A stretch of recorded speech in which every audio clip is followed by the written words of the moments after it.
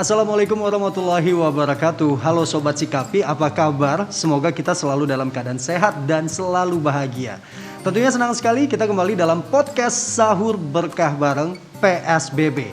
Saya Riki Hidayat kembali menemani Anda untuk ngobrol-ngobrol seru.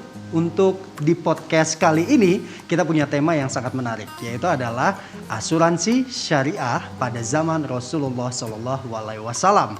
Langsung saja kita sambut narasumber kita. Ada 3 orang di sini yang kayaknya kita bersaing untuk ganteng-gantengan hari ini karena cowok semua di sini ya.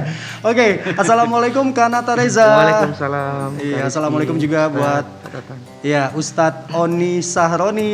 Waalaikumsalam warahmatullahi wabarakatuh. Iya, dan juga assalamualaikum juga buat Bapak Tatang Nur Hidayat. Waalaikumsalam warahmatullahi wabarakatuh. Iya, selamat datang di PSBB. Ini sudah pada sahur pastinya? Udah sahur? Alhamdulillah. Iya. Kenapa ini? Kayaknya sahurnya masih kurang kenyang ini kayaknya. Harus ditutup dengan makanan penutup. Iya. Berarti kita harus selesaikan podcastnya sebelum imsak ya, jadi supaya kita bisa makan lagi. Oke? Siap ya. Oke, berikutnya Sobat Sikapi, jadi hari ini kita kedatangan Kak Reza Pranata. Ini pasti sudah banyak yang tahu dan sudah pada follow Instagramnya, ya kan? Karena Kak Reza Pranata ini atau yang biasa dipanggil Kak Nata Reza, ini merupakan artis atau penyanyi yang lagi naik daun saat ini. Meskipun memiliki banyak kesibukan, Kak Nata tetap rajin mengikuti kajian-kajian Islam, luar biasa sekali. Dan ada juga pakar fik bisnis dan keuangan syariah, Ustadz Dr. Oni Sahroni MA. Ustadz Oni menempuh pendidikan S1, S2, dan S3-nya di Al-Azhar, Mesir. Dan sekarang menjadi pengasuh konsultasi syariah di Muamalah Daily dan Harian Republika serta merupakan anggota DSN MUI. Benar itu Ustadz? Alhamdulillah, Masya Allah, luar biasa sekali. Nanti kita akan tanya-tanya terkait asuransi syariah ke Ustadz Oni ya. Oke, dan juga tentunya selain itu pada kesempatan hari ini kita juga kehadiran praktisi di bidang asuransi syariah, yaitu Pak Tatang Nur Hidayat yang merupakan Ketua Umum dari Asosiasi Asuransi Syariah Indonesia. Untuk Sobat Sikapi yang ingin tahu bagaimana produk asuransi syariah, keunggulan produk asuransi syariah ini bisa jadi salah satu alternatif loh dalam urusan menjaga keuangan kita. Oke, dan pertama aku mau menyapa dulu ini bintang tamu kita yang selalu saya lihat di Instagram, ternyata sekarang hadir di sini ya. Alhamdulillah. Ya. Saya mau nanya, kesibukannya Kak Nata saat ini seperti apa, terutama di tengah pandemi dan di bulan Ramadan ini? Iya. Assalamualaikum warahmatullahi wabarakatuh. Semoga sehat semua. Semoga Allah jaga dalam kebaikan, amin insyaallah. Saya agak grogi nih. Ada para senior yang Masya Allah ya, luar biasa. Padahal kalau nyanyi nggak pernah grogi. Gak pernah grogi. Tapi ini berhadapan dengan orang-orang hebat nih, Masya Allah. Berarti ngomongnya harus sambil nyanyi. Jangan. Iya, kesibukan sekarang alhamdulillah lagi tetap promo single baru, terus lagi prepare untuk buku baru juga. Terus ya lagi mantau-mantau usaha aja.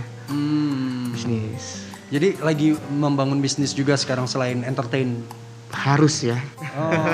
Harus lagi bangun. Ada beberapa yang udah jalan juga alhamdulillah. Ya sekarang lagi coba untuk terus survive ya. Pandemik ini harus harus kreatif. Bertempur, harus kreatif, harus tetap bertahan di kondisi yang kayak gini. Boleh tahu bisnisnya di bidang apa nih Kak Nata?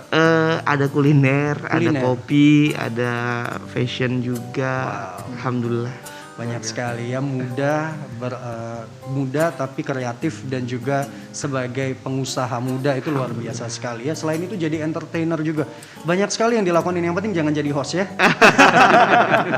Oke. Host saingannya banyak. Oke. Kalau saya boleh tahu kan sebagai seorang entertainer terus udah gitu sekarang jadi pengusaha juga.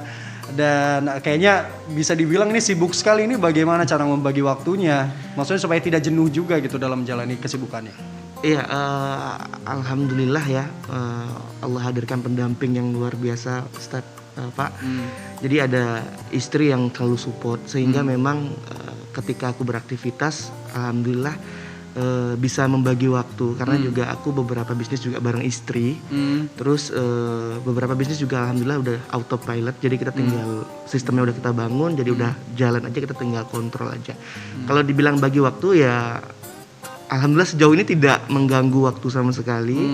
Karena tadi ya aku coba atur sedemikian rupa agar tetap bisa menjalani aktivitas sebagai pembisnis, sebagai pekerja seni, dan juga yang paling penting adalah sebagai kepala rumah tangga, karena itu yang paling penting. Wow, betul sekali ya. Nah ini saya merasa tersindir kalau udah ngomong kepala rumah tangga. Yang lain udah nikah, saya baru putus. Oke, tapi Kanata ini ternyata juga punya kisah inspiratif yang cukup viral. Dimana mulai dari musisi jalanan hingga mempunyai beberapa bisnis dan sekarang menjadi brand owner beberapa produk. Ini bisa diceritakan sedikit gimana kisahnya bisa menginspirasi ini tentunya Sobat Sikapi yang ada di rumah saat ini sedang menyaksikan. Iya, izin Ustadz Pak. Iya, iya. Masya Allah, tabarakallah, alhamdulillah, semua nikmat yang hal ini aku dapatkan jelas pastilah atas izin Allah. Dan kalau boleh bercerita memang melanjutkan tadi Mas Rizky sampaikan bahwa memang aku sempat 9 tahun ngamen jalanan. Wow. Ngamennya di Ciputat, Wow. di daerah Universitas Islam Negeri Syarif Hidayatullah. Kebetulan aku kuliah di salah satu perguruan swasta di daerah Ciputat juga, sebutlah Muhammadiyah Jakarta. Terus berjuang, tadinya memang pengen berhasil di entertain, cuman memang begitu banyak cobaan dan ujian yang Allah berikan, sampai pada akhirnya bertemu dengan seorang wanita yang hebat yang menerima aku apa adanya, yang mau bersama-sama membersamai aku dalam proses perjalanan ini, dalam proses pembenahan ini. Dan pada akhirnya hari ini aku yakin apa yang disampaikan oleh para guru, para murabi, bahwa pernikahan membuka pintu rezeki. Mas Rizky dengar ya, membuka pintu rezeki. Aku orang yang paling vokal bilang iya, karena aku 9 tahun berjuang di entertain, berjuang di bisnis, gak pernah berhasil. Setelah menikah, sekitar 9 bulan setelah menikah, Allah hadirkan begitu banyak nikmat. Mudah-mudahan ini menjadi keberkahan dan selalu Allah jaga dalam kebaikan. Takut soalnya di kondisi seperti ini. Iya, Alhamdulillah. Istri selalu support banget. Dari awal pernikahan juga dia tidak menuntut banyak. Dengan apa yang aku sanggupi dia terima. Aku cuman bisa nikah di KUA Bandung, dia terima. Ya mungkin ya ini berkat doa dan kesabaran istri juga sih, serta doa dari orang tua tentunya. Alhamdulillah. Nah, saya mau nanya, apakah Kak Nata ini sudah punya produk dan layanan jasa keuangan syariah belum? Kalau boleh jujur sebenarnya kalau yang mendetail banget belum, karena terus terang aja di segmentasi milenial saat ini kita memang keterbatasan informasi terkait hal-hal yang berkaitan dengan syariah gitu. Dan alhamdulillah hari ini mungkin menjadi pembelajaran baru untuk aku dan teman-teman milenial lainnya, mendapatkan input terkait hal-hal yang berkaitan dengan syariah, khususnya pengaturan keuangan serta asuransi berkaitan dengan syariah. Iya, betul. That's why kita di sini ada Bapak Tatang dan juga ada Ustadz Oni yang nanti akan menjelaskan tentang asuransi syariah seperti apa dan keunggulannya seperti apa. Tapi kalau misalnya diberikan kesempatan untuk memilih salah satu produk dari keuangan syariah, dari Nata sendiri mau milih apa? Tabungan, asuransi, investasi, reksadana? Kalau bisa semuanya ya, karena semuanya. Kan yang kita cari keberkahan. Iya, betul. Bener nggak Ustadz? Akbar kalau salah. Iya, betul. Kalau bisa semuanya, cuman memang yang paling terdekat ini ya investasi syariah ya, karena memang yang aku sadari saat ini adalah berinvestasi kepada segmen yang pas dengan gambaran yang pas juga yang sesuai dengan syariat, yaitu sangat penting sekali. Makanya aku bilang itu menjadi poin pertama yang mungkin akan aku pelajari terkait keuangan syariah. Investasinya sih. Ya, investasi. Yang sangat saat ini ingin diambil dari salah satu produk keuangan syariah. Betul. Ya. Nah itu dia. Jadi memang bicara soal keuangan syariah kan itu manfaatnya juga bukan hanya untuk kita tapi bisa bermanfaat bagi banyak orang begitu ya. Dan juga tentunya itu bisa menjadi pahala untuk kita. Dan semoga saja dengan hadirnya Nata di sini bisa menambah informasi dan juga para millennials yang juga masih belum tahu bagaimana keuangan syariah itu seperti apa. Tentunya dengan penjelasan narasumber kami di sini, Anda harus menjadi salah satu nasabahnya. Oke. Dan gini kita akan berbicara tentang, tadi kita sudah disampaikan sedikit tentang pengalamannya Kanata, dan juga ternyata dia akan sangat tertarik sekali untuk menjadi salah satu nasabah untuk khususnya investasi keuangan syariah. Dan sekarang kita akan berbicara atau berbincang-bincang, dan kesempatan ini kita ingin berbicara lebih jauh terkait apa itu asuransi, apakah asuransi syariah itu, apa saja batas-batas dalam berasuransi secara syariah. Kita akan kupas tuntas dengan pakarnya, yaitu Ustadz Dr. Oni Sahroni Ini salah satu anggota DSN MUI serta Bapak Tatang Nur Hidayat yang sekarang menjabat sebagai Ketua Umum Asosiasi Asuransi Syariah Indonesia. Oke, saya akan memulai ini kepada Bapak Tatang Nur Hidayat ya, yang akan berbincang-bincang sama kita di sini bicara soal asuransi. Kita pasti akan berbicara tentang risiko. Mohon nih dijelaskan sedikit kepada sobat Sikapi, apa sih itu asuransi dan definisi risiko itu apa? Ya, mungkin sebelum saya tadi menyampaikan asuransi atau risiko ya, tadi yang Mas Nata sampaikan memang umumnya kan kalau kita merencanakan hidup itu pasti ada dua hal. Satu, mengoptimalkan potensi, dua, meminimalkan risiko gitu ya. Betul. Dalam konteks investasi itu adalah bagaimana kita mengoptimalkan potensi. Iya. Kalau sekarang kita baik, bagaimana di saat yang akan datang kita bisa lebih baik gitu ya. Betul. Nah, kalau asuransi memang prinsipnya yang kedua. Jadi bagaimana ini salah satu cara kita dalam mengelola risiko atas kemungkinan kejadian atau kerugian atau kecelakaan misalkan atau kehilangan yang akan menyebabkan timbulnya kerugian finansial. Nah, itu dia. Jadi asuransi tidak bisa menghalangi atau menggagalkan qadarullah gitu ya, atau ketentuan dan ketetapan Allah. Tetapi atas ketentuan dan ketetapan Allah yang terjadi, ini kerugian finansialnya dapat kita mitigasi gitu dapat kita minimumkan dalam konteks syariah, yaitu dengan usaha saling tolong menolong di antara sesama peserta asuransi syariah itu sendiri gitu. Dengan kita menyampaikan iuran dana tabaruk kita, dana tolong menolong kita ke perusahaan asuransi syariah yang mengelola dana peserta itu. Jadi prinsipnya itu kalau asuransi syariah. Oke. Dan kalau untuk bicara soal kapan kita perlu dan kapan sih kita perlu memiliki asuransi seperti itu? Simpelnya pertanyaan. Iya. Nah, ini kadang-kadang memang kita dalam kondisi baik ini suka lupa mempersiapkan yang terburuk gitu. Betul. Jadi kapan paling pas waktu untuk menyiapkan asuransi itu adalah saat kita dalam kondisi baik-baik saja. Nah, betul. Karena kalau kita dalam kondisi tidak baik, maka atau sudah dalam timbul resiko, maka pertama kecenderungannya tidak akan terjadi tolong menolong. Yang ada kita lagi butuh ditolong gitu ya. Ya, betul. Sementara kalau manusia itu kita harus tolong menolong. Jadi kita siap menolong. Tapi kalaupun resikonya terjadi dengan kita, ya kita siap, kita juga mau ditolong gitu ya. Iya. Kalau resikonya sudah kejadian, kita sudah susah, ya itu mah kita mau ditolong nggak mau nolong gitu. Iya. Jadi segera, kalau yang muda selagi muda, yang sehat selagi sehat, yang punya finansial selagi punya finansial. Karena kalau udah nggak sehat, mau asuransi kesehatan di mana gitu. Kalau nggak punya uang, mau tolong menolong dengan apa gitu kan. Maka segera sebisa mungkin, secepat mungkin agar tolong menolongnya terjadi gitu. Iya, sebelum terlambat ya. Sebelum Karena biasanya terlambat. banyak dari khususnya kaum milenials ya yang masih tergolong muda gitu ya. Karena merasa masih sehat-sehat saja, masih belum membutuhkan asuransi. Mereka merasa berpikir seperti itu. Betul. Sampai pada akhirnya momen di mana mereka seperti yang tadi Bapak bilang ditolong, akhirnya hal itu jadi terlambat gitu. Terlambat, betul. Jadi kesadaran akan pentingnya asuransi itu harus dimiliki generasi milenials dari mereka di usia muda. Iya, sejak Betul. dini. Sejak dini begitu. Dan kita juga sebagai orang tua juga harus menyampaikan hal tersebut. Betul. Seperti itu ya. Oke, kalau bicara soal produk asuransi atau jenis asuransi syariah yang ada saat ini apa saja sih, Pak? Ya, alhamdulillah saat ini dengan dukungan dari DSN MUI juga yang dari Ustadz Doni Sahroni salah satunya.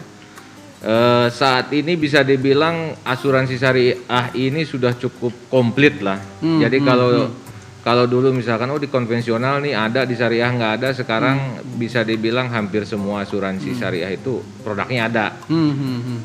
Kita mengenal bahwa ada asuransi jiwa misalkan gitu ya, yaitu tadi terkait dengan kalau meninggal, kecelakaan, cacat tetap misalkan. Kemudian juga ada asuransi harta benda, yaitu asuransi yang atas kerugian misalkan kendaraan, rumah, motor gitu kan. Ada juga asuransi kesehatan, ada BPJS, ada asuransi komersil lah yang syariah gitu ya. Nah kemudian juga asuransi juga berkembang untuk membuat produk-produk mix lah gitu ya. Seperti yang kita kenal tadi, karena kecenderungan misalkan masyarakat ingin juga berinvestasi, maka juga ada asuransi yang dikaitkan dengan investasi atau masyarakat mungkin mengenalnya dengan unit link lah ya. Jadi ada perlindungan asuransi syariahnya, tolong menolong asuransinya, ada juga investasinya. Jadi cukup lengkap. Oke, cukup lengkap ya untuk produk asuransi syariah sendiri ya. Oke, karena kalau bicara soal syariah, sepertinya yang bisa menjelaskan lebih detail sepertinya Ustadz Oni di sini, betul. Untuk itu saya akan berbincang juga sama Ustadz Oni untuk berkaitan dengan banyak masyarakat yang menganggap memiliki asuransi itu bertentangan dengan takdir Allah Subhanahu Wa Taala. Ini bagaimana sih menurut Pak Ustadz? Yang sebenarnya, ini dengarkan nih ya, Sobat CKP ya. Silakan. Ya, pertama terima kasih nih Mas Riki, Pak Tatang, Nata ya, dan Sobat Sikapi. Jadi memang ini ada PR untuk meluruskan apa makna takdir. Iya. Nah, kira-kira ada 3 poin nih. Yang pertama adalah bahwa seseorang dikatakan percaya pada Allah apabila dia berikhtiar maksimum, totalitas, baru tawakal. Nah itulah tuntunan Allah Subhanahu Wa Taala. Namanya tawakal, istilahnya tawakal. Itulah sesuai dengan tuntunan positif, baik banget ya. Yang kedua, kalau ada seseorang yang tidak mau ikhtiar dengan alasan takdir dan tawakal, sebenarnya itu negatif, nggak boleh, bertentangan dengan tuntunan. Dalam istilah kami namanya tawakul. Jadi kalau tadi tawakal, kalau ini yang negatif ini namanya tawakul. Tawakul, nggak mau kerja, beralasan takdir, dia bilang tunggu ini aja. Iya benar. Itu negatif banget. Nah, oleh karena itu maka kita harus memastikan, andaikan kita percaya pada Allah, maka rukun yang pertama harus dipenuhi dulu. Jadi kita memang harus totalitas bekerja. Barulah saatnya kita tawakal setelah ikhtiar maksimum kita lakukan. Jadi ikhtiar dan tawakal harus diseimbangi ya, dijalani berbarengan. Jangan tawakal saja tapi lupa untuk berikhtiar, betul. Ya? Nah, itu dia. Jadi itu sudah penjelasan dari Pak Ustadz bahwa ikhtiar dan tawakal itu penting secara bersamaan. Ya. Oke. Dan kita kembali lagi, pertanyaannya mohon dijelaskan kepada kami ini terkait aspek syariah dan praktik asuransi pada zaman Rasulullah. Itu seperti apa sih Pak Ustadz? Ya, yang pertama bahwa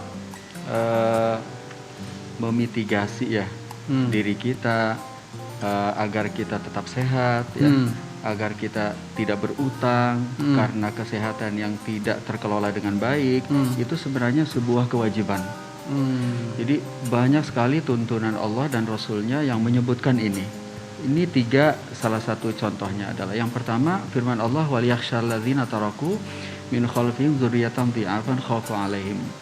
Hendaklah kita semua ini khawatir andaikan anak keturunan kita sepeninggal kita mereka dalam kondisi papa.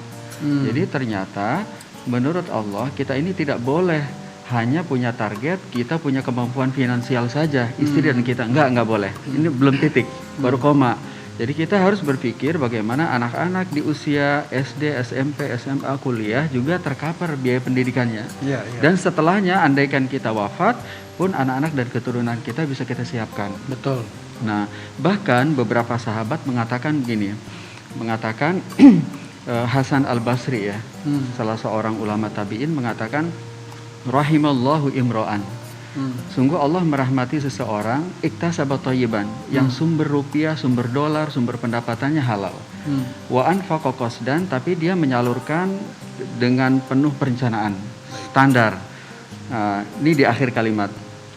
Wa qaddama fadlan liyami faqri wa faqati, dan ia mampu mengelola agar bisa berkecukupan saat pensiun, kena PHK karena pandemi, saat kecelakaan dia bisa mengelola keuangannya. Jadi rahimallahu imro'an iktasaba thayyiban wa anfaqa qasdan wa qaddama fadlan li yaumi faqrihi wafaqatihi. Nah, jadi kalau ditanya bagaimana asuransi masa Rasulullah, jadi walaupun asuransi dengan bentuknya seperti ini tidak ada, seperti halnya tata kota ya, model seperti ini nggak ada pada Rasulullah, tetapi substansinya memitigasi kesehatan dan lainnya itu sebenarnya tuntunan Rasulullah SAW. Sebaliknya ya, orang yang tidak memitigasi diri, termasuk misalnya orang jadi terlilit utang. Kalau karena sudah merencanakan keuangan, kemudian kondisinya kondisi khusus, ya nggak apa-apa. Tapi kalau dari awal memang dia tidak termitigasi, sebenarnya itu maksiat, itu dosa tersendiri. Gitu. Karena bisa jadi setelah tiada justru malah meninggalkan hutang, itu juga. Betul. Itu juga ini ya. Betul. Tanggung jawab yang harus diselesaikan oleh keluarga gitu. Iya, betul. Jadi mengalihkan beban ya. Betul.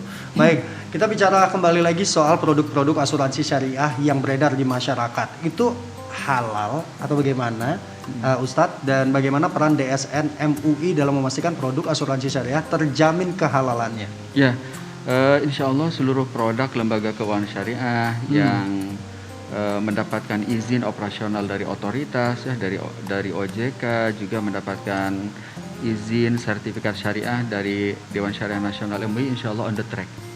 Jadi membuat tumakninah ya, kita semua untuk menjadi peserta asuransi syariah. Nah, kesimpulan ini bukan kesimpulan saya, bukan kesimpulan personal. Jadi seluruh otoritas fatwa di dunia. Jadi kalau otoritas fatwa di dunia ini kira-kira kalau kita hitung, pertama Lembaga Fikih Organisasi Konferensi Internasional di Jeddah, Lembaga Fikih Rabithah Alam Islami di Mekah, Lembaga Fikih Lembaga Fatwa di Amerika Latin, lembaga fikih di Eropa, dan seluruh otoritas fatwa di setiap negara mengatakan bahwa seluruh asuransi yang berbasis konvensional, transfer of risk itu tidak diperbolehkan. Sebagai alternatifnya adalah asuransi syariah. Nah, jadi kita ingin menyampaikan bahwa seluruh otoritas fatwa sudah sepakat bahwa asuransi syariah ini itu diperbolehkan, bahkan menjadi alternatif dari asuransi konvensional. Ya. Nah, kalau Kanata nih melihat seperti ini, maksudnya tanggapannya, kan ini asuransi syariah sudah terjamin kehalalannya. Jadi artinya baik untuk keluarga ke depannya, apalagi nanti buah hati sudah lahir juga harus dipikirkan asuransinya juga gitu. Rencana kira-kiranya akan ambil asuransi apa nih dari asuransi syariah? Kalau sudah ada ilmu seperti ini, mungkin semuanya akan diambil nih. Insya Allah.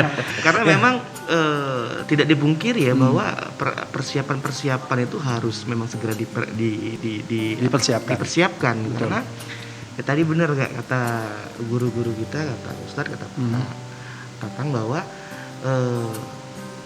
menjadi sebuah tanggung jawab dari kepala keluarga untuk mempersiapkan itu semua. Jadi mungkin untuk asuransi kesehatan, asuransi pendidikan, dan sebagainya harus segera dipersiapkan. Mungkin teman-teman juga harus persiapkan ya. Harus. Kesadarannya harus ditingkatkan. Sayangnya nggak ada asuransi pernikahan ya sebenarnya. Mungkin asuransi hati. Asuransi hati. Enggak, ini tugasnya Pak Tatang. Karena ada produk asuransi pernikahan gitu. Pak Tatang, saya cuma butuh asuransi hati, Pak. Karena kalau sudah sakit nggak bisa dikembalikan, Pak. Kalau masalah hati, menata hati sendiri aja sulit, apalagi makanya namanya Nata, karena hatinya sudah tertata. Oke, kita kembali lagi ke Bapak Tatang Nur Hidayat saat ini ya. Setiap produk keuangan itu kan memiliki manfaat dan resiko. Apa manfaat dan resiko produk asuransi syariah itu sendiri? Ya, pertama mungkin saya menekankan lagi tadi Pak Oni sampaikan manfaat dari asuransi syariah. Ini beda, paling tidak pertama bedanya dengan asuransi konvensional ya. Kalau ada kalanya masyarakat bicara bahwa kalau di asuransi itu ada untung rugi katanya. Iya. Karena kita sudah bayar premi, kalau kita klaim ya kita untung, kalau kita nggak klaim ya premi yang kita bayarkan nggak ada manfaatnya, rugi. Nah, kalau di asuransi syariah nggak ada untung rugi, yang ada adalah untung-untung. Untung-untung. Ya, artinya gini, untung-untung. Kalau kita menyalurkan iuran kita, data baru tadi kita atau kontribusi premi kita ke perusahaan itu, kita tidak klaim, kita dapat keuntungan, kita menolong orang lain. Karena orang lain yang klaim mendapatkan manfaat dari dana yang kita iurkan, gitu, kontribusi kita. Tapi kalaupun kita yang punya masalah atau terkena resiko tadi, ya kita juga dapat untung karena kita dibantu oleh yang lain. Jadi nggak ada istilah untung rugi. Masalah perusahaan asuransi itu kan dia hanya dapat fee pengelolaan aja, pengelolaan dana gitu ya. Jadi asuransi juga nggak akan rugi karena klaim juga dari dana peserta. Kita sebagai, jadi semua pihak untung. Yang klaim, yang nggak klaim perusahaan semua untung-untung. Itu manfaat asuransi syariah dibandingkan dengan asuransi konvensional gitu ya. Karena transaksinya tadi Ustadz Doni sampaikan bukan risk transfer tapi risk sharing. Kita sharing resiko sama-sama gitu. Tadi saling tolong menolong tadi gitu ya. Itu manfaat. Selain juga manfaat teknis lainnya yang tadi terkait dengan perencanaan keuangan tadi ya. Jadi kalau saya mengambil contoh misalkan gini, tadi Mas Nata menyampaikan bahwa misalkan asuransi pendidikan untuk anaknya, tentu kan manfaatnya itu apabila kita pada saat anak itu sekolah tidak mampu misalnya, atau kalaupun mampu kan pasti anak bisa sekolah gitu gitu kan, karena dananya sudah ada gitu kan. Betul. Atau dalam konteks lain, kadang-kadang kita berpikir misalkan saya punya motor, mungkin bagi saya kehilangan motor itu tidak terlalu efek luar biasa kalau motornya 2 jutaan ya. Kalau Motornya 25 juta. ya lumayan juga gitu ya. Tetapi bayangkan kalau kita niatnya tadi tolong menolong tadi, banyak orang yang dengan kehilangan motornya yang 2 juta itu sumber penghasilan. Iya, betul. Jadi kita ikut asuransi syariah kendaraan bermotor itu juga bukan hanya mikirin resiko kita, tapi juga mikirin resiko orang lain. Itu dari segi manfaat. Jadi manfaat teknis tentang asuransi sendiri, manfaat konsep syariah. Di lain pihak memang kita juga harus bicara tentang risiko ya, risiko dari produk.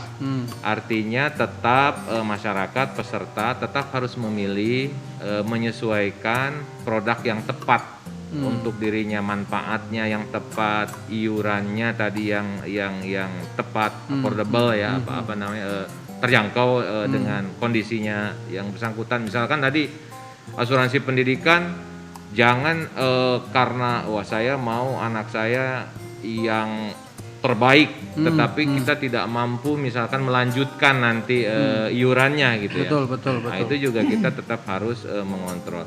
Di lain pihak sekarang juga mungkin ini sedang ramai. Tadi saya menyampaikan tentang asuransi yang juga ada investasinya atau unit link.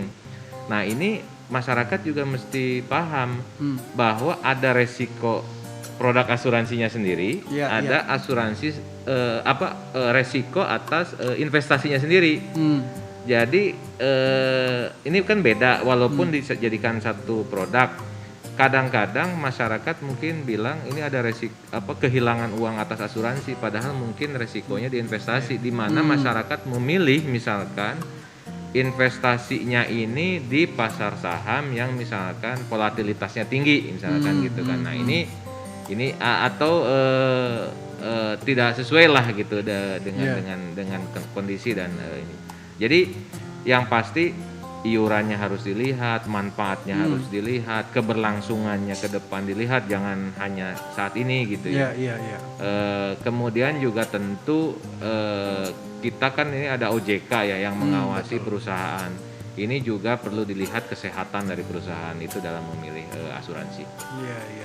Berarti harus terpercaya gitu. Harus terpercaya. Oke, tapi tadi saya sempat mendengar Bapak Tatang bilang bahwa bisa memberi manfaat untuk, salah satu manfaatnya juga bisa bermanfaat untuk orang lain. Betul. Itu seperti apa Pak? Boleh dijelaskan secara detail? Iya, tadi konsep ta'awun atau tolong menolong dalam asuransi syariah tadi, dana ini, jadi dana iuran, dana tabaruk kita sebutnya itu tidak menjadi pendapatan dari perusahaan asuransi. Oh, baik. Jadi ini tetap menjadi dana peserta sampai kapanpun, karena OJK dan DSN mengawasi. Ini kalaupun lebih tidak bisa jadi profit buat perusahaan.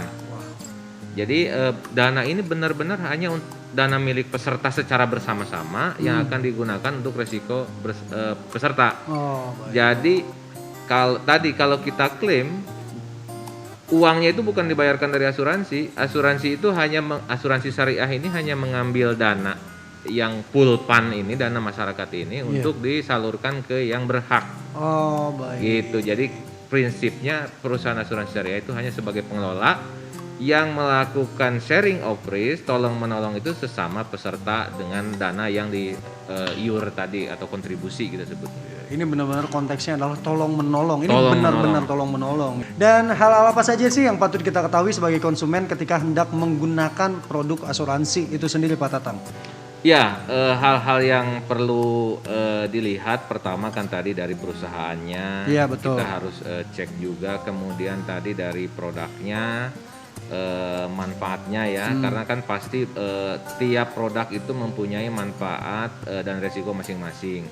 Contoh misalkan gitu, ada kalanya orang yang mungkin ingin simple, produk asuransi yang langsung dengan investasi ya silahkan. Ya. Ada yang saya mau berinvestasi secara terpisah sendiri, maka ya saya mau yang produk asuransinya saja pure misalkan gitu, itu juga oke. Kemudian juga tentu harus dilihat juga bagaimana tata cara untuk melakukan klaim, kemudian pengawasannya atau pengelolaan dananya sesuai atau enggak, keterbukaannya, karena salah satu nilai dari syariah itu kan masalah keterbukaan ya, betul, kejujuran, transparansi. keterbukaan, transparansi. Nah ini juga silakan masyarakat untuk menanyakan sedetail mungkin, jangan sampai ada misinformasi atau hal-hal yang di kemudian hari jadi misleading gitu ya. Betul. Yang dipersiapkan apa ternyata mengambilnya apa gitu. Betul. Jadi harus disesuaikan dengan kebutuhan juga. Sesuaikan dengan kebutuhan. Dan tahu apa yang produk yang harus diambil. Ya harus tahu persis. Jadi jangan buru-buru lah. Pokoknya perdalam gitu. Jangan hanya mendengar dari orang. Pastikan memang tahu persis apa yang diambil. Informasi yang bisa kita dapatkan untuk bisa tahu persis apa produk yang kita dapatkan melalui. Ya saat ini alhamdulillah teknologi informasi kan sudah sangat baik ya. Iya. Perusahaan-perusahaan asuransi syariah juga mempunyai berbagai digital channel, Itu dia. website, ada Twitternya, ada semua ada lah gitu kan. Kemudian juga mereka juga memiliki jaringan pemasar gitu kan, ada juga konsultan-konsultannya, ada agennya gitu kan, dan itu bisa diakses semuanya gitu. Jadi kalau dulu mungkin ya kita sulit karena apa-apa harus ketemu fisik orang dengan orang gitu ya. Keterbatasan teknologi. Keterbatasan. Sekarang juga kita lihat juga asuransi syariah juga banyak yang punya interaktif AI ya, artinya chatbot atau apa. Iya, betul. Untuk bertanya. Jadi informasi itu mudah dan cepat bisa didapatkan. Tuh, millennials dan juga sobat Sikapi ya. Jadi informasi apapun yang Anda ingin sampaikan atau yang ingin Anda tanyakan berkaitan dengan asuransi syariah itu sekarang sudah bisa sangat mudah diakses melalui gadget Anda ya. Oke, dan sebagai konsumen kan kita juga perlu tahu tuh hak dan kewajiban seorang konsumen. Itu bisa dijelaskan Kak, Pak Tatang? Iya, yang pertama ini kita bicara kewajiban dulu ya. Iya, betul. Jadi kewajiban dari konsumen itu pertama adalah tentu tadi kewajiban terhadap diri sendiri adalah mengetahui dengan pasti, karena memang saat ini banyak isu yang berkembang atau banyak permasalahan itu karena kurangnya informasi pengetahuan lah gitu ya. Wajib nasabah mengetahui. Yang kedua tentu wajib tadi melakukan iuran. Jadi kalau misalkan betul, itu pasti. kalau nggak melakukan iuran ya tolong menolongnya di mana gitu kan ya. Maunya ditolong doang. Iya, ikatannya tetap ada di sana. Kemudian yang ketiga wajib untuk menyampaikan informasi dengan benar. Jadi jangan salah-salah ya, kalau kita misalkan asuransi kesehatan punya penyakit A, ya jangan bohong lah di awal gitu ya. Karena bisa jadi akibat itu malahan jadi fatal ketika di kemudian hari kita klaim dan diketahui ada fakta yang tidak benar di awal, bisa jadi malahan tidak layak untuk tidak tercover gitu kan. Itu seringkali yang kita ingin misalkan iuran lebih murah atau apa, malahan pas kejadian contoh misalkan kalau di asuransi rumah ya, kita bilang bahwa di rumah itu tidak ada kegiatan lain selain rumah tinggal. Ternyata kita buka restoran gitu kan. Artinya resikonya kan lebih tinggi, api menyala lebih lama gitu kan. Betul. Begitu kebakaran, mungkin iuran itu bedanya dikit. Memang agak lebih mahal kalau kita bicara ada kegiatan restoran tadi gitu. Tetapi ketika kejadian kemudian ditolak kan sayang. Betul. Gitu kan, tadinya kita harus dapat manfaat jadi enggak. Jadi keterbukaan itu juga dari awal dari peserta gitu kan. Dari perusahaan wajib terbuka tentang benefit, manfaat, tata cara klaim, tapi peserta juga wajib mengemukakan fakta sesungguhnya. Kemudian dari haknya ya, hak peserta tentu tadi hak peserta adalah mendapatkan penjelasan dari informasi yang sedetail-detailnya, seterbuka mungkin dari perusahaan. Tentu mendapatkan hak untuk tadi klaim ditolong pada saatnya sesuai dengan limit manfaatnya ya. Jadi jangan juga kita mengasuransikan kendaraan 2 juta tadi motor ya, mau diganti dengan yang 30 juta gitu. Ya. Agak sedikit tidak tahu diri. Iya. Jadi yang pasti haknya adalah hak ditolong ketika ini hak mendapatkan informasi dan hak mendapatkan pelayanan yang baik dan tepat lah gitu. Paling tidak. Baik, seperti itu ya. Jadi sudah tahu sekarang hak dan kewajiban yang bisa didapatkan oleh seorang konsumen asuransi syariah seperti apa tadi sudah disampaikan. Dan sekarang kita kembali lagi ke Ustadz Oni Isaroni. Ya, kita mau nanya nih, apa sih yang membedakan antara produk asuransi konvensional dan syariah itu sendiri, dan jenis akad apa saja yang dipergunakan dalam praktek asuransi syariah sendiri? Iya. Jadi mungkin bisa kita jelaskan dengan 2 hal ya. Yang pertama adalah tadi apa bedanya. Nah, kita mulai dengan konven mungkin biar bisa jadi pembanding ya. Jadi di konven itu ada 2 titik yang tidak diperbolehkan menurut syariah. Yang pertama adalah gambling, ketidakpastian atau dalam bahasa fikihnya goror gitu. Yang kedua adalah riba, kredit ribawi, kredit utang piutang, kredit pinjaman. Jadi ada 2 nih. Nah, coba kita bahas satu-satu. Yang pertama adalah gambling atau ketidakpastian. Jadi maksudnya adalah bahwa misalnya nih Mas Riki ikut asuransi konvensional. Boleh jadi, atau si A, jangan Mas Riki. Si A ikut asuransi, bayar premi per bulannya 100.000, bayar gitu tapi nggak pernah sakit. Atau cerita lain, di tempat lain ada si B ikut asuransi, baru bayar 2 bulan, berarti total premi yang dibayarkannya 200.000, qadarullah sakit, biaya perawatannya 25 juta. Nah, gambling kan? Tidak pasti kan? Tidak pasti. Nah, padahal dalam asuransi konvensional seluruh premi yang dibayarkan itu menjadi pendapatan perusahaan. Tadi transfer of risk. Jadi ini namanya surplus underwriting atau deficit underwriting. Jadi kata kuncinya gambling, kata kuncinya dalam bahasa fikih goror.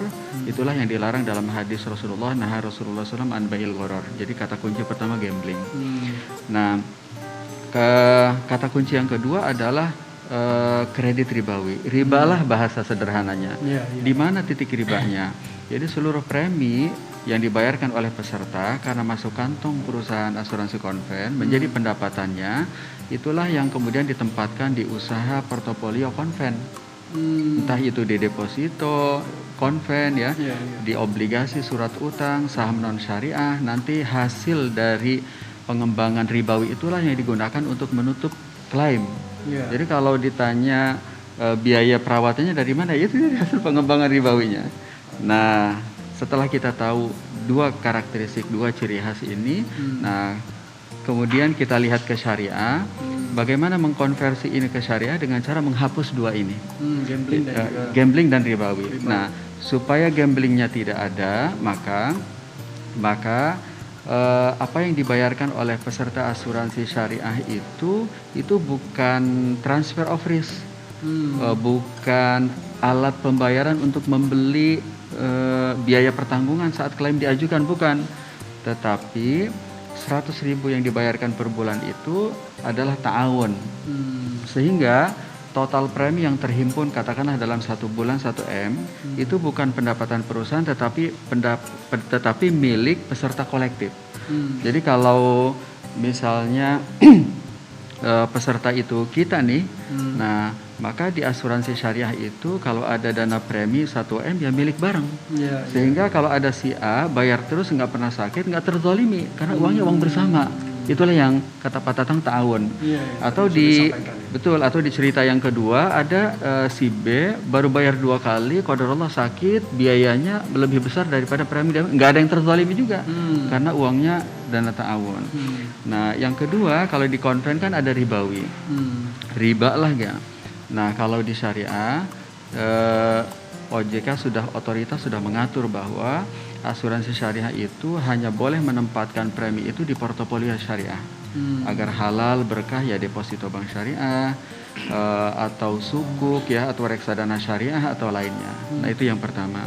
Nah penjelasan yang kedua ini terkait dengan akad. Nah akadnya sebenarnya khusus tadi kata Pak Tatang disampaikan itu ta'awun. Nah ta'awun ini sebenarnya selain merujuk kepada tuntunan firman Allah ya wa ta'awanu 'alal birri wat taqwa, supaya kita saling berempati, berbagi ya terhadap sesama. Sebenarnya ada satu kisah pada masa Rasulullah diriwayatkan oleh Imam Bukhari, juga dijelaskan dalam kitab Fathul Bari dengan istilah tanahud. Tanahud pada zamannya, atau kita ilustrasikan dengan sekarang lah gitu. Misalnya kita berempat nih ya, Mas Riki, saya, Pak Tatang, Mas Nata, ini kita jalan bareng. Jadi ahad pagi jalan bareng, kemudian pada saat sebelum zuhur kita mikir kita mau makan apa nih. Udah deh kita ke rumah makan tertentu, rumah makan ABC. Nah kemudian dari mana bayarnya, kita iuran 10.000, ada 40.000. Nah kemudian kita beli makan, kemudian kita ngampar di lapangan. Di lapangan ternyata walaupun masing-masing bayar 10.000, jumlah suap yang masuk ke perut berbeda-beda, dan nggak ada yang komplain. Ternyata sekedar contoh, yang kurus jumlah suapannya banyak, yang gemuk jumlah suapannya sedikit, tapi nggak ada yang komplain. Nah itulah kira-kira ilustrasi dari tanahud, ta nun alif hadal yang ada pada masa Rasulullah. Jadi tidak ada unsur gambling karena masing-masing memang sudah sepakat gitu, sudah ta'awun. Begitu Mas Riki. Dan mendapatkan sesuai porsi yang dibutuhkan. Iya, betul ya. Betul. Baik. Dan tadi sudah bicara soal akad. Yang pertama tadi bicara soal bagaimana perbedaannya, kemudian juga bicara soal akadnya, dan sekarang kita bicara soal tadi sudah sempat disampaikan juga sama Bapak Tatang, ada asuransi yang digabungkan dengan investasi, produk investasi. Nah, bagaimana pandangan Bapak terkait hal ini? Jadi pertama kan jadi bab legalitas dengan aspek risiko memang biasanya harus lebih dahulu ya jadi pertimbangan sebelum syariah. Jadi asuransi ini harus memang legal dulu ya, memang terregistrasi. Yang kedua aspek risiko mungkin ya. Jadi mau beli yang mana? Tadi kata Pak Tatang nih risiko ini harus jadi pertimbangan ya sebelum syariah. Jadi karena risiko ini dulu sebagian sahabat itu punya lahan, ada pilihan-pilihan, semuanya boleh, semuanya halal. Jadi lahan itu opsinya, pilihannya supaya menghasilkan imbal hasil ke si pemilik lahan, bisa dibagi hasilkan dengan pengelola, nanti hasil panennya dibagi 2 atau seperti apa lagi sesuai kesepakatan, atau disewakan.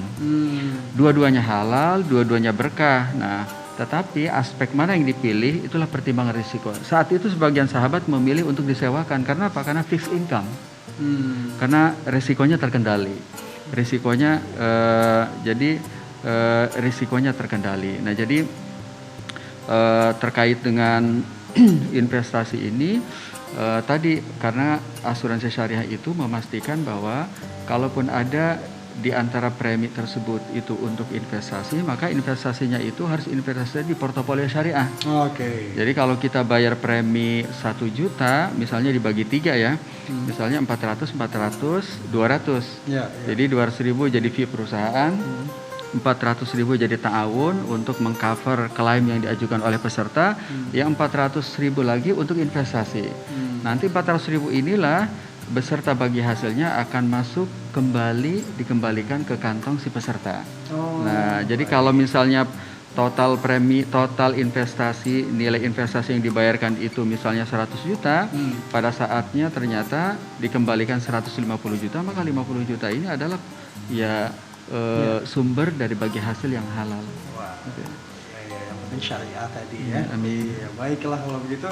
Dan satu lagi pertanyaan ini untuk Pak Ustadz Oni. Dalam hal asuransi itu kan memberikan uang pertanggungan atas resiko yang kita alami. Dalam hal asuransi memberikan uang pertanggungan atas resiko yang kita alami. Apakah kita perlu membayar zakat atas uang pertanggungan yang kita terima? Itu bagaimana perhitungannya? Ya.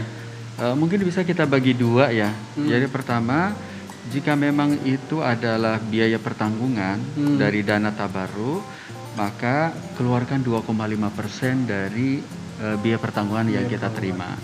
Jadi misalnya ada si A, qadarullah misalnya sakit, biaya mendapatkan biaya pertanggungan, maka apa yang dilakukan? Jangan dikeluarkan zakat dulu, salurkan sesuai peruntukan. Biaya kamar, biaya apa? Kalau tunai atau reimburse, intinya salurkan untuk sesuai peruntukannya. Saat ada surplus, baru kemudian tunaikan 2,5%. Itu yang pertama, kondisi pertama. Kondisi yang kedua, andaikan yang diterima itu adalah benefit dari investasi tadi. Saat investasi, maka berlaku seluruh ketentuan zakat perdagangan, zakat investasi. Jadi itu menjadi wajib zakat saat manfaat beserta pokoknya itu mencapai senilai 85 gram emas. 85 gram emas. Atau kalau kita hitung sederhana per gramnya 1 juta, katakanlah apabila mencapai 85 juta, ditunaikan 2,5% setelah dihitung itu ada dalam kepemilikan kita 12 bulan. 12 bulan. Ya, jadi per tahun. Kalau yang pertama tadi langsung salurkan 2,5%. Kalau yang dari investasi tahunan. Tahunan. Nah, ini sesuai dengan hadis Rasulullah SAW. Karena ya'muruna, jadi sahabat bilang Rasulullah meminta kami an-nukhrija shadaqah untuk mengeluarkan sedekah mimman wa'iduhu lil bai dari inventory yang kita sediakan untuk dijadikan objek komoditi. Wow. Ya, sudah lengkap sekali ya penjelasan dari Ustadz Oni pada hari ini. Kita kembali lagi ke Bapak Tatang. Bagaimana Bapak? Masih semangat? Semangat, tapi kalau udah mendengarkan Ustadz Oni ini agak adem gitu. Benar-benar kayak lagi menyaksikan dakwahnya beliau gitu ya. Benar luar biasa sekali. Oke, Bapak, bagaimana perkembangan asuransi syariah di Indonesia saat ini dan bagaimana perkembangannya bila dibandingkan dengan asuransi konvensional? Ya, jadi alhamdulillah ya. Satu patut bersyukur, yang kedua patut bersemangat. Ya. Patut bersyukurnya adalah bahwa sejauh ini perkembangan asuransi syariah di Indonesia itu cukup baik. Iya, iya. Kalau kita lihat pertumbuhannya, persentase pertumbuhannya itu jauh di atas pertumbuhan konvensional. Iya. Walaupun secara amount itu masih cukup kecil, share kita masih di angka 7%. Artinya inilah yang kita harus bersemangat gitu ya. Iya, betul. Kalau mestinya potensinya gitu ya, kita itu secara persentase itu juga jauh di atas konvensional gitu ya. Kenyataannya sekarang kita baru 7% dari konvensional. Jadi even bersyukur dengan pertumbuhan yang cukup baik, tetapi kita mesti bersemangat dengan volume yang masih kecil gitu. Oke. Tapi kalau selama pandemi apa juga ada terdampak? Ya, contoh ya ini yang kita patut syukuri juga Mas ya. Jadi waktu pandemi tahun kemarin 2020 kalau kita lihat, alhamdulillah asuransi syariah masih bertumbuh positif. Oh, baik. Di kala tekanan ini gitu kita malahan masih ada pertumbuhan positif ya. Padahal kita lihat ekonomi di banyak sektor mengalami negatif ya atau penurunan. Asuransi syariah masih pertumbuhannya masih positif dan kita melihat tahun ini kalau dilihat dari paling tidak 2 bulan pertumbuhannya jauh lebih baik walaupun masih dalam kondisi pandemi. Ya. Ya, berarti masih stabil atau bahkan malah bertumbuh ya. Iya, harapannya karena tadi sebetulnya kan masih banyak potensinya. Masyarakat juga mungkin masih belum memahami tadi konsep-konsep yang baik dari asuransi syariah ini ya. Jadi asuransi itu tepat di segala saat, di segala suasana gitu ya. Jadi lagi senang ya kita harus berasuransi syariah karena mempersiapkan. Betul. Lagi susah ya apalagi gitu. Iya. Jadi walaupun ekonomi lagi lesu ya asuransi syariah mesti gitu. Nah, iya betul. Bicara soal pemahaman masyarakat Indonesia sebagai negara dengan mayoritas Muslim, menurut Bapak bagaimana kita dapat lebih menumbuhkan perekonomian syariah di negeri kita, terutama di sektor asuransi? Ya ini saya pikir semua pihak harus sama-sama sebagai customer jadilah customer yang baik di syariah sebagai peserta, sebagai pelaku industri kita juga di asosiasi mendorong pelaku industri untuk melakukan tata kelola yang baik sesuai dengan prinsip syariah. Betul. Dari regulasi kami pun mengharapkan pemerintah mendorong regulasi literasi yang lebih baik kepada masyarakat gitu ya. Jadi ini bukan PR pengusaha, bukan PR pelaku, bukan PR masyarakat, bukan PR pemerintah, tapi ini PR kita bersama. Betul. Dan manfaat ini hanya akan bisa kita rasakan secara optimal kalau memang kita sama-sama. Kemudian juga yang sangat disayangkan itu kadang-kadang memang diantara kita sendiri karena pemahaman yang kurang, saling friksi diantara kita atas hal yang kecil, padahal ada hal yang besar mungkin yang bisa kita usahakan. Oke, wah menarik sekali ya. Boleh ini mungkin Kanata ingin ada yang disampaikan atau pengen cari informasi lagi, gali informasi mengenai asuransi syariah khususnya untuk Bapak Tatang atau mungkin Ustadz Oni, silakan. Ya, mungkin mewakili teman-teman milenial di luar sana yang sejauh ini belum begitu mau menoleh ke produk-produk asuransi syariah. Betul. Aku pengen nanya ke Ustadz Oni, Ustadz izin mungkin sentilannya atau lebih ke bimbingannya kepada kami yang milenial ini, bisa nggak kasih peringatan untuk kami milenial ini untuk ayo memilih produk asuransi syariah karena ada hal-hal yang memang dari sudut pandang agama itu harus kita jaga itu, Ustaz. Izin, Ustaz. Ya mungkin bisa jadi motivasi. Iya, juga bisa ya jadi untuk motivasi. milenials memilih asuransi syariah. Syariah, Ustaz. Iya. Pertama kan kita ingin berkah ya. Betul. Semua pengen berkah. Jadi masa depannya berkah, pendidikannya berkah. Nanti setelah lulus kuliah juga dapat jodoh-jodoh yang berkah ya. Dapat pekerjaan-pekerjaan yang berkah. Terus rumahnya di mana juga rumah berkah. Pokoknya berkah dah gitu. Sahabat pernah mengatakan ini. Pernah mengatakan bahwa at-tadbir nisful ma'isyah.